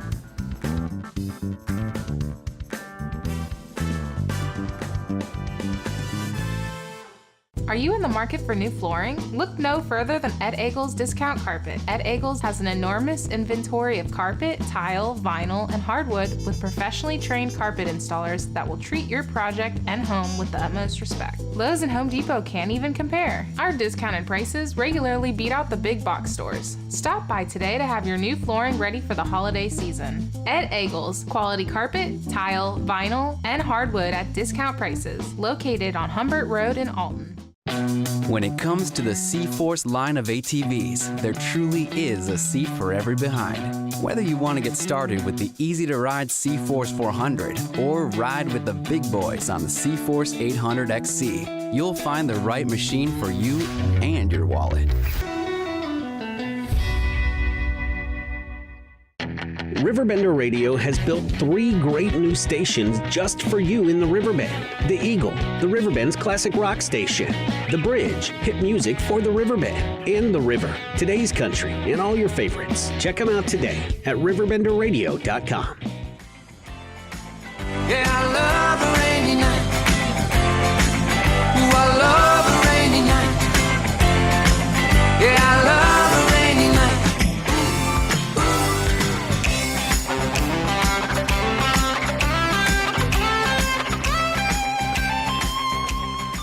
10:22 as we're coming back here on this Friday in downtown Alton on this 17th day of February. And, Mardi Gras is, this weekend. Get ready for some fun. And I decided, we're getting ready to talk Tara Leigh Griffin here in just a couple of minutes. But while I have you, let's talk about some cool Mardi Gras stuff and learn a little bit more about it. There are a couple of unique ways to celebrate Mardi Gras. But I'm going to take you to just the originals first, the top 10, if you will. So, first of all, what's in a name? Well, chances are you've heard the term Fat Tuesday, but that's because in French, Mardi means Tuesday, and Gras means fat. Put it together? Well, there you go, Mardi Gras, Fat Tuesday. And since Mardi Gras takes place on the last Tuesday before Lent, it's the day when people indulge in that decadent, potentially fattening food and bring on the fried oysters and king cake. And I saw the poll on RiverBender, and I went, all right, you got me. What's king cake? Not very informed yet, but I'll tell you what it is. No Mardi Gras celebration is complete without a slice of this king cake. I've never heard of one, but it's time to talk to you about it. Surprisingly, this vibrant dessert has religious roots. The cake symbolizes the 3 kings, and, it's a nod to that traditional Mardi Gras hue. The best part, it contains an exciting treasure. If you're lucky, you might score the slice that contains the plastic baby that's supposed to bring you good fortune. So pull out all the stops this year. And let me tell you about Rex. Rex means king in Latin. Organized by European businessmen in New Orleans who wanted to honor Grand Duke Alexis of Russia's visit to New Orleans by throwing a lavish celebration. Now, their efforts were twofold. In addition to honoring that Grand Duke, they also wanted to attract tourists to New Orleans following the American Civil War. And throughout Mardi Gras history, the Rex organization reigns supreme. Its members throw extravagant galas, and their parade is one of the most celebrated of the festival. Plus, every year a new Rex is crowned King of the Carnival. This noble honor includes receiving the coveted symbolic key to the city by the mayor. How cool is this? Now, there's that. I think that's pretty interesting. But while beads get all the attention, there's more of a natural throw that's given out during Mardi Gras. Zulu coconuts. Yeah, the hairy fruit with the hard shell has been a constant at these festivities for more than a century. As one of the oldest African American crews or parade hosts, the Zulu Social Aid and Pleasure Club passed out their first coconuts. Get this, in 1909. Originally, they were thrown into crowds in their natural state. That's a game. Keep your eyes open, huh? But today, they're hairless, hand-painted in glittery designs and handed to revelers instead of being tossed out. So no chance of a concussion. But what about this? The most prominent, I think, the most coveted of celebrating items on Mardi Gras and all parades is the throwing of the beads. The act of throwing beads might be one of the most prominent activities that take place during Mardi Gras. What is known by locals and Mardi Gras goers as throws happen when beads and other eye-catching trinkets are tossed from parade floats into the crowd. This tradition, well, they don't have an exact date, but they believe to have started it in the late 19th century when a carnival king threw out fake gems and jewelry to his supporters.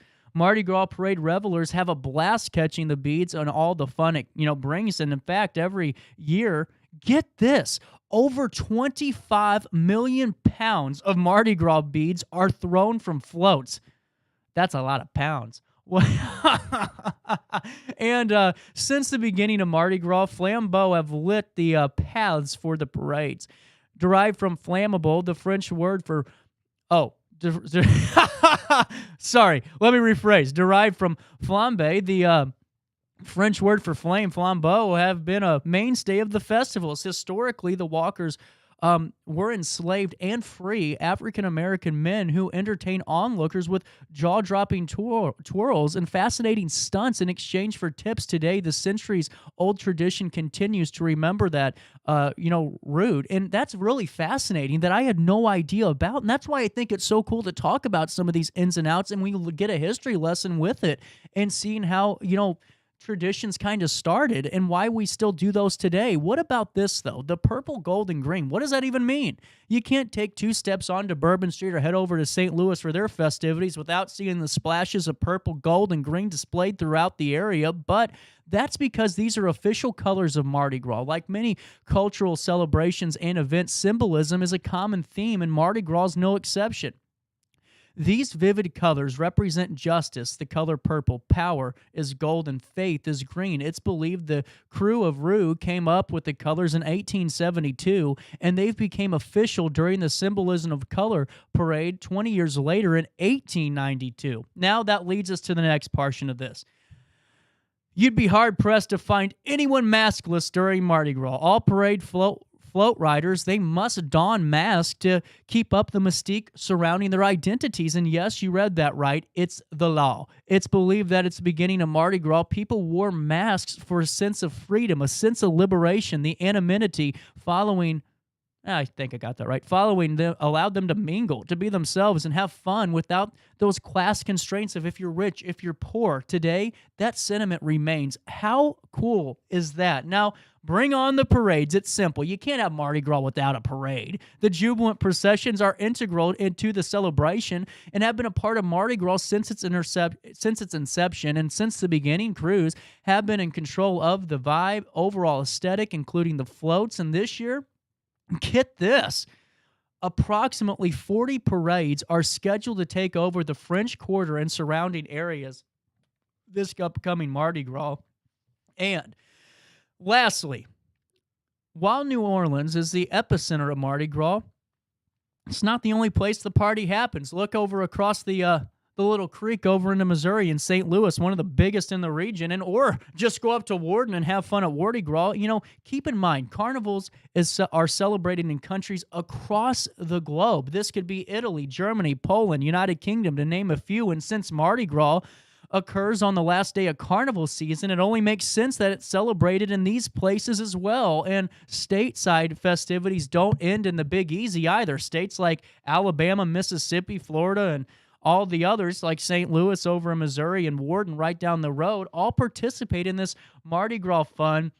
And it's really cool just to kind of, get a little bit of a recap, a little overview, if you will, of, what Mardi Gras truly is and some of the backstory to it. At 10:29 on the 17th day of February, we're going to take a quick break and talk to Tara Leigh Griffin here in the next couple of minutes. It's our cannabis education segment, and it happens next right here on our daily show. for the biggest selection of pre-owned cars, trucks, and SUVs in the Riverbend, visit AltonToyota.com or stop by their location on the Homer Adams Parkway in Alton. Winner of the prestigious President's Award, Mungan Burkhardt Alton Toyota knows how to treat their customers, and they will help you find the vehicle that is perfect for you. For years, Mungan Toyota has been a fixture in the Riverbend, and now Mungan Burkhardt carries the tradition. New name, but the same great service you've come to expect. Macias Insurance Agency, providing quality products with extremely competitive prices. As an independent provider, we source multiple companies to offer the best rates possible. Covering auto, home, business, and life insurance, our goal is to provide quality service that meets and exceeds customer expectations. You can rest easy knowing the Macias team is working round the clock to ensure that both you and the most important parts of your life are covered. Our qualified professionals make the insurance process easy so you can live carefree and focus on what matters most. Visit MaciasInsuranceAgency.com today to find out what our team can do for you. RiverBender Radio has built 3 great new stations just for you in the Riverbend. The Eagle, the Riverbend's classic rock station. The Bridge, hit music for the Riverbend. And The River, today's country, and all your favorites. Check them out today at RiverBender.com. Are you in the market for new flooring? Look no further than Ed Eagles Discount Carpet. Ed Eagles has an enormous inventory of carpet, tile, vinyl, and hardwood with professionally trained carpet installers that will treat your project and home with the utmost respect. Lowe's and Home Depot can't even compare. Our discounted prices regularly beat out the big box stores. Stop by today to have your new flooring ready for the holiday season. Ed Eagles, quality carpet, tile, vinyl, and hardwood at discount prices, located on Humbert Road in Alton. You won't find a better health club than Nautilus Fitness Center. More cardio, more free weights and equipment, more classes, a swimming pool, and more.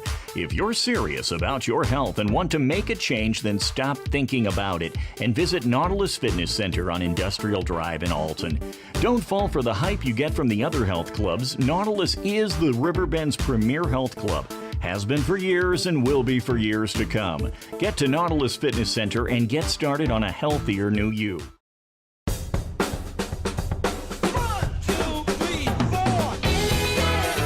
If you like to get out and go with a friend riding shotgun, the Z-Force line of sports side-by-sides are the perfect machines for you. Whether exploring the backcountry or racing down the trails, these beasts flat out give you more without having to pay for more. Life's too short to stay home.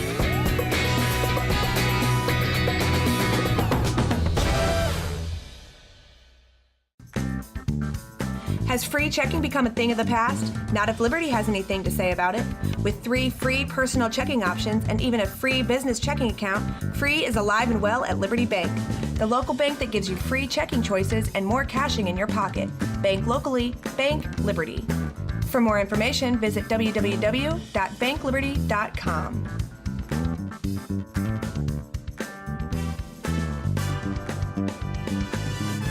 I set the thermostat so my house would be warm when I got home from work, but the kitchen is still cool. At Barrett Heating and Cooling, we stand behind every Linux system we sell. My dealer said he'd take care of everything. At Barrett Heating and Cooling, we understand everyone wants prompt, professional service. Turns out it wasn't my furnace after all, just a little something blocking the vent. Pretty smart dog if you ask me. For service you can count on, call Barrett Heating and Cooling.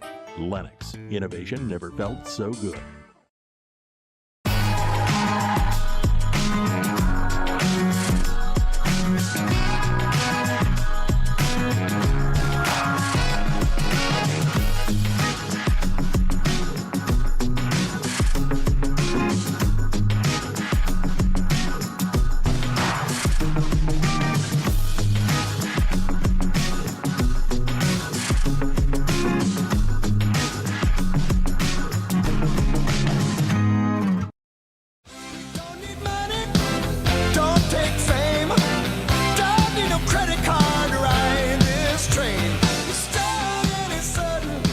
Gotta wait for Huey Lewis.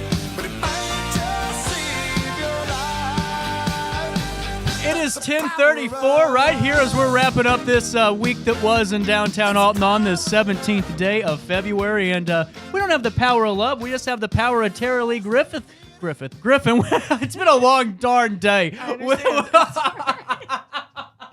With another segment because this is something that, we've been doing the last couple of months, and especially with, you guys have seen Riverbender's post so many. I mean, that reached just tons of people with the dispensary opening up down the road. There's no better time to really, I think, to kind of get that, maybe some of that, tenseness that some of you were feeling, or maybe just that, the unsure, of how this is going to go. It's best to educate and familiarize yourself with the industry, the category. That way, a little bit more, and stress goes down. And that, you can't hear from me. I talk too much anyway about things that don't make sense. But we have somebody that knows this quite a bit. Tara Leigh Griffin's been joining us. And, last month we were kind of talking just a little bit of an overview. But this now is time to talk about really why the law became in effect anyway. And I've heard so many stories. Like, I don't know if people at home remember the Family Guy episode where they were doing the whole, legalize it thing, and the song became synonymous, and it was everywhere. I can say it, but I don't want to because I gotta, I want to come back on Monday. But I could sing it. I mean, that would be fun too. But the bottom line is, I think there's a misconception, and so I hear that hemp was kind of prominent in the early 1920s, but it was the timber industry that kind of. Is that right? Was Family Guy on to something? That's part of it. That's definitely part of it. But I think the biggest part, it's important even before the 1920s. So really, it's been around since the 1600s. Washington, Madison, and Monroe all grew it on their plantations. Did they really? Yeah. Yeah. Right on. Technically they weren't the ones doing the growing. Right. But, right. Yeah, no. So cannabis was actually introduced to North America through Canada first. There was a French botanist. I've got my notes this time. Because this is there's a lot more of this. There's a lot to it. And, right. And now, real quick, before you go into the spiel, tell us again where you got your degree from and study. Yeah, so I actually have a degree in cannabis science and operations that I graduated from St. Louis University with in 2021. Incredible. Yeah, and I, as a kid, I fell hard for dare. I didn't smoke for the first time until I was 25. Really? I really, really believed, it was bad, it wasn't good. And then once I started smoking, I have a lot of chronic pain and stuff, and I realized how helpful it was for me. So I wanted to learn as much as possible. I was working as a journalist at the time, and I wanted to be able to educate people on it. So that's, that is so fascinating. I'm not trying to get excited here, but I think that connects with our audience a lot too, because a lot of us did grow up on that DARE program, right? And, and so I didn't know. I always assumed that it was illegal because there had been some study or something that showed it was dangerous. There never was, people. There's no studies showing that this is dangerous. Anyway. Yeah, so I'll talk a little bit about... Yeah, go for it. The floor is yours, Senator. I'm listening. I'm being educated. So so it was really St. Louis University that introduced me to the truth behind all this. So that's, and I think it's, so it first was introduced through a botanist who had an apothecary in Canada. But then when the first British colony was established in 1607, Jamestown, Virginia, then it was actually required that colonists grow hemp so that they could send it back to the British Empire.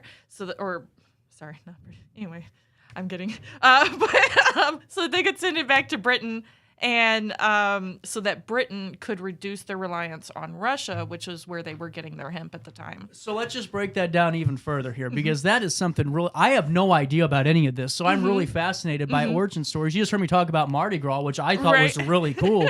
So this is something so Great Britain was getting their hemp supply primarily from Russia, okay? And so now you're saying when we get settled in Jamestown, we had to send some of that back to stop the reliance for Great Britain's on Russia. Wow. Okay. Yeah. All right. So even in 1619, it was demanded by King James that every colony household grow at least 100 plants.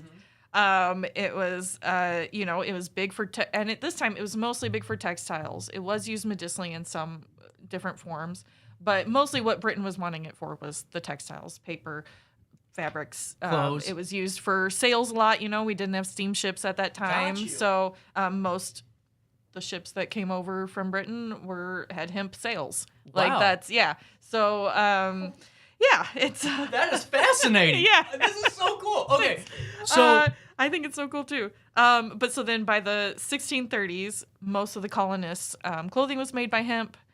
It was and Connecticut and Massachusetts actually made growing hemp mandatory for all households. And even in the late 1600s, hemp was used as currency, and it was because you couldn't counterfeit with it. And there was also in the late 1600s, there was a point where farmers were even able to pay their taxes with hemp. Wow. So it was majorly important to our economy and in establishing the United States. Because then by the time the Revolutionary War rolled around, by that point, the colonists were skilled at making their own textiles. We didn't have to keep sending it back to the British to then buy it back from them. So we were making our own, and we were also selling it to the French, and then using that money to buy our weaponry for the Revolutionary War. Whoa! So, Okay. Yeah. Let that soak in. Let that soak in. So it was very important to the founding of this country. Okay. It was major. That's why a large part of why we were able to sever ties with Great Britain was because of our growing of hemp and ability to turn it into different textiles. That's something I never read in my history book. Right. I just heard about the Tea Party. I've heard about, all the taxation and all that, but and that was all a part of it too, but hemp was there as well. Another driving major part of it. Yeah. Wow. All right. So anyway, so that's kind of, it was very important to the begin. So that's all 1600s, and it was also used as a medicine in 1842. So jumping forward a couple decades, then the first cannabis tincture was patented as a pain reliever, an analgesic. And that's all around mid-1800s time? Yeah. Okay. Mm-hmm. Yeah. So 1842 was when that first one, it was patented by, it says Peter Squire, and it was called Squire's Extract. Okay. And it was probably, so at that time, we hadn't started experimenting with the way we were growing hemp and cannabis. Okay. So it was actually, the tincture would have been a very even balance of THC and CBD. Just because that's the way the plants were at the time. Okay. So then, so throughout the 1800s, cannabis teas, tinctures, and extracts were very common with the apothecaries and doctors prescribing them. And let's see, extractum cannabis, which is what they called it at the time, was listed in the U.S. Pharmacopoeia, which was where, all the drugs and everything, until 1941. Yeah. It was listed as a medicine until 1941 here in the U.S. Okay, so just not to cut you off. Mm-hmm. So we were good until 1941 with this.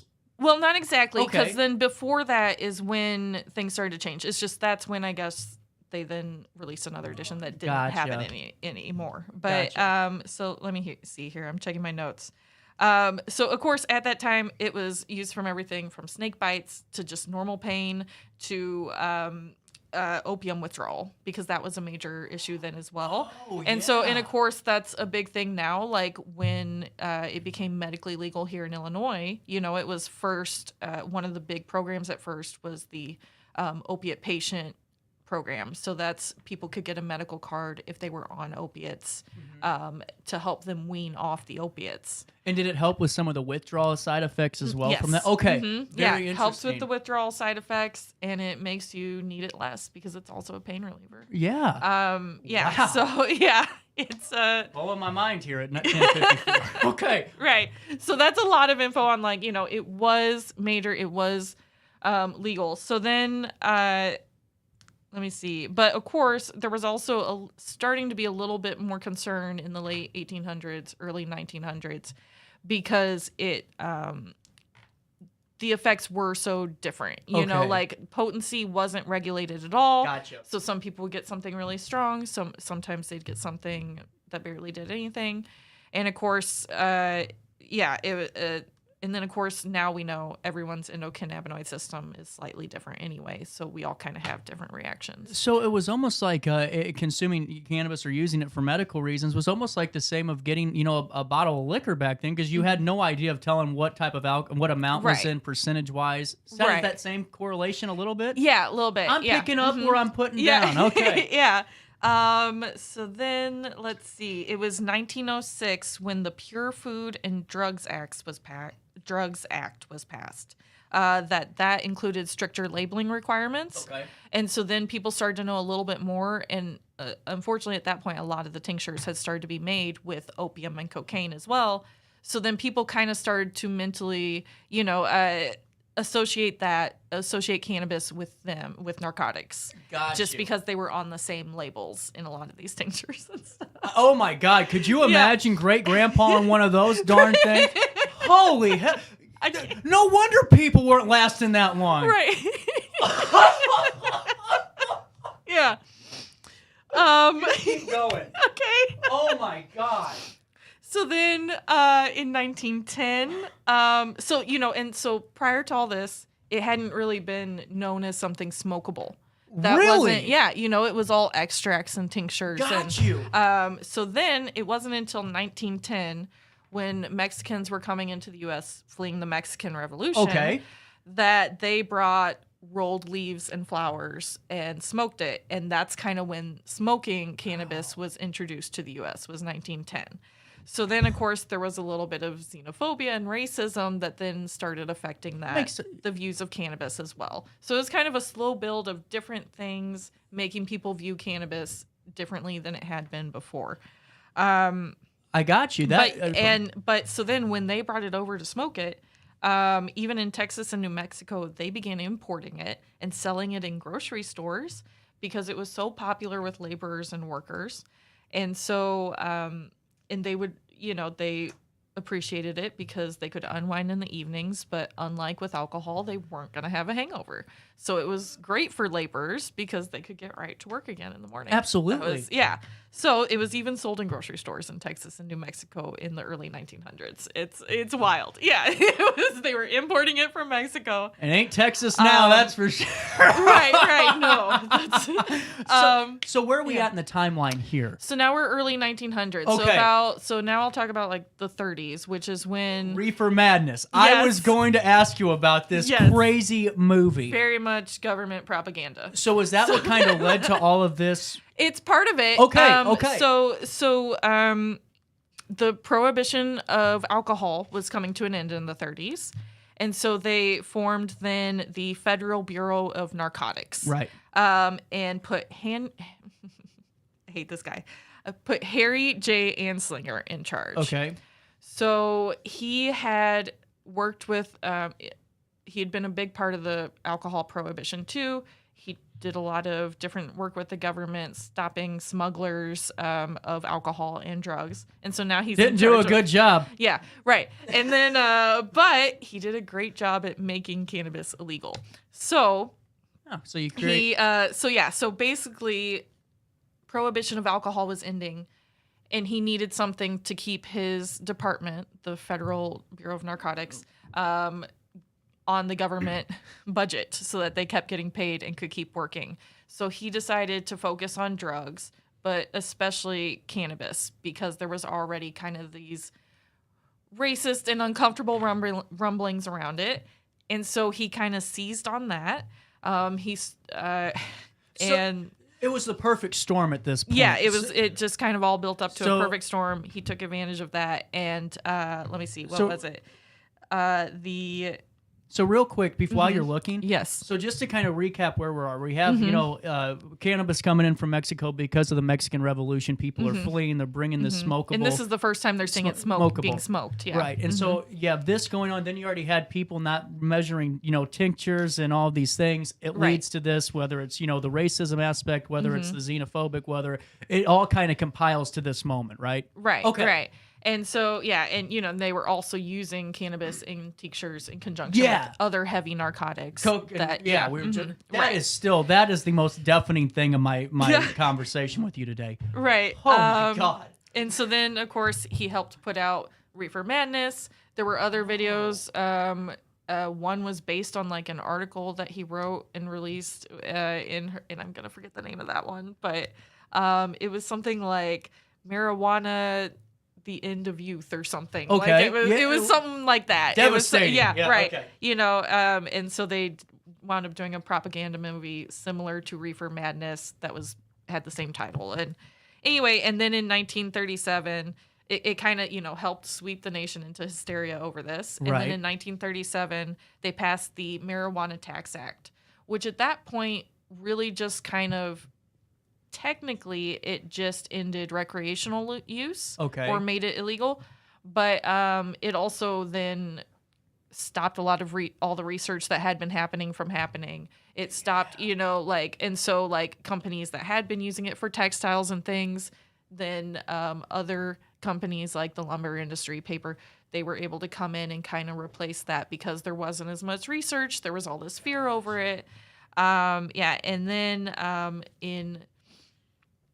then, but so that was, and it was in October 1970 then. So still a while later, but it had no more research. It halted. Right. So then in October 1970, that's when there was still all this fear. They started doing the war on drugs, and in October 1970, they passed the Controlled Substances Act, which is what put into the scheduled drug list. And that's what then really fully, that's when it was illegal.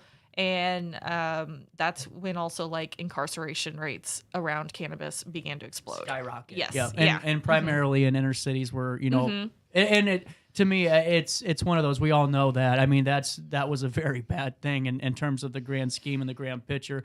Right. I don't know if you know about the Last Prisoner Project. I do. I love the Last Prisoner Project. So I just did I'm going to have the founder on, or one of the founders, because I think it's a really cool program. Yeah.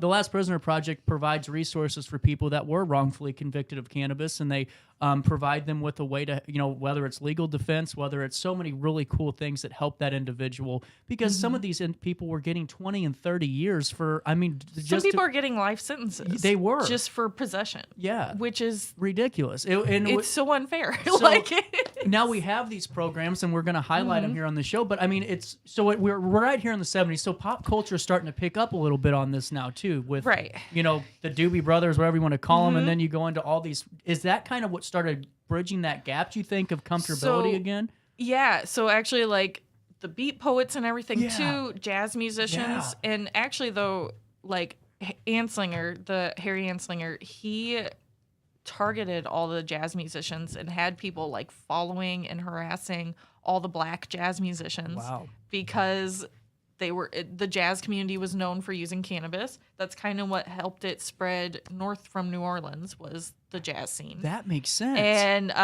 so he was always targeting these jazz musicians. Louis Armstrong was followed all the time. Really? Yeah, because of it was pretty wild.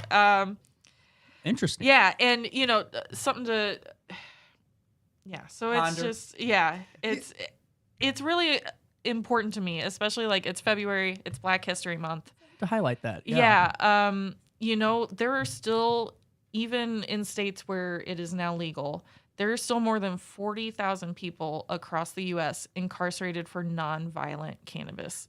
And that's the big thing. That's great to highlight. This isn't because somebody had, cannabis on them after they, robbed somebody. This is people that just got stopped by police on a traffic stop, or just stopped on the side of the road. Yep. Yeah, okay. Yeah. That's good to highlight, because I think some people hear that and they go, well, what do they do on top of that? Right. And nothing. There's more than 40,000 people sitting in prison just for being stopped for having maybe a joint in their pocket. Yeah. Yeah. And that's a true thing. That Last Prisoner Project, I was doing a lot of research and seeing some of those cases, and actually just not even on their website, going and searching on them on my own, and wild. So here's where we're at now. So we got a couple of minutes left, so we gotta. Yeah, I know. We're kind of jamming it in here, but we're ready to go. Right, and another note to highlight with that is, Black people and white people, the statistics are, we use cannabis at the same rate. Yeah. That's what the statistics show, but Black people get arrested 3.7 more times for it. Yeah. So that's like exactly, and so just food for thought. It's food for thought. I will make the point too that I do know a lot of those statistics, and a lot of them have to do with the low poverty areas that do predominantly contain more African Americans than white people in those cities. Correct? Right. A little bit, not completely, but not completely. In that same correlation. That is where there's more police presence, more monitoring, and yes, that contributes to it. So basically, another thing that's really important to mention. So I brought up the Controlled Substances Act. So that is still from 1970 when that's passed. That is still how we are choosing to schedule and rate drugs. Yeah. So like right now, cannabis is still considered a Schedule I substance. And a lot of people don't realize that Schedule I substance, the definition of a Schedule I substance, is a drug that is known to be abused and also has absolutely zero proven medical benefits. Cannabis should have been taken off the Scheduled I substance list years ago. Well, it's in the same category as heroin. Right. I mean, and it shouldn't be. Come on. We know at this point more than half the states in the U.S. have it legalized medically in some form. Federally, it needs to be removed from the Schedule I. And it makes sense. And so that's where we're at. And so leading up to this, is there anything else that we need to know real quick? I think I touched on all the kind of big, basic, the big points. I truly believe that you gave the listeners at home, whether you're watching on Roku TV, on RiverBender.com, all the platforms available, it gives them a good starting block. So if you guys want to learn more about it, you've heard a bunch of stuff today on this, and you can do your own little bit of digging, and I think it's something really important to talk about because, it's coming. I mean, you guys can't stop it. It's being built right now down the road. And what's kind of wild though is that when I was in St. Louis, they were getting ready to legalize it, and Missouri, and I was still working on a couple of shows, and just to hear people, that's why we're doing this segment. If you would have turned on St. Louis Talk Radio like a year ago, nuts. It's like, because not a lot of people are educated about this. And, right. It's kind of also a good point that I'd like to highlight is they were so focused on cannabis and all this other stuff in the 1920s that they led to the resurgence of the mafia and created this thing with bootlegging and prohibition that led to the rebirth of the Chicago mob and Al Capone. So it's one of those, there's a lot of correlations too that tie in that go, wow, maybe if they would have focused a little bit more on not just singling out alcohol, but just kind of tying that in together to seeing how we can regulate and just provide safe doses. Number one, knowing what's in there. I mean, maybe we'd be a little bit different right now. Yep. Maybe. I don't know. You're the expert. I'm asking you. You know what? I don't know. That's the thing. I think at this point, it's just kind of can't go back and change the past. Wish we could, but at this point, we're just doing what we can moving forward, and my piece in that is just helping to educate people and keep learning as much as I can as we keep learning more. It's a good point. You can't change the past, but you can learn from the past. Right. We can definitely learn from the past. History repeats itself, folks. Yes. Yeah. Tara Leigh, Griffin, we got only like a minute and a half left, so that's why I'm not trying to cut you off, but I do want people to know where they can find you if they want to, talk to you. What's the best way to reach you, get a hold of you? I actually do have it's been a little inactive, but I have an Instagram. Okay. So, I've been wanting to do media with this. It's fairy_herb_mother. Okay. So I haven't used it in a while, but I'm planning to get back there and start doing more educational stuff on that Instagram. Or I am manager of Moondrop CBD. I'll be open at noon on Market Street today. And, you can always find me there. Yeah, I'll be fine. I got an hour. It's right up the road. That makes sense. That makes sense. We'll open at noon. It's fine. We're good. You're good. Yeah. And stop by and see her. Tara Leigh, what are your Mardi Gras plans? I don't really have any. There you go. Yeah, we'll see what happens. We'll go with the flow. Awesome. Just like this show did today. Yeah. We're out of time. 10:59, a little bit of change on this 17th day of February. I'll see you right back here bright and early, 9 o'clock on Monday. So have a great weekend. Stay safe. Call an Uber. And you know what? Most importantly, try your best just to stay out of jail.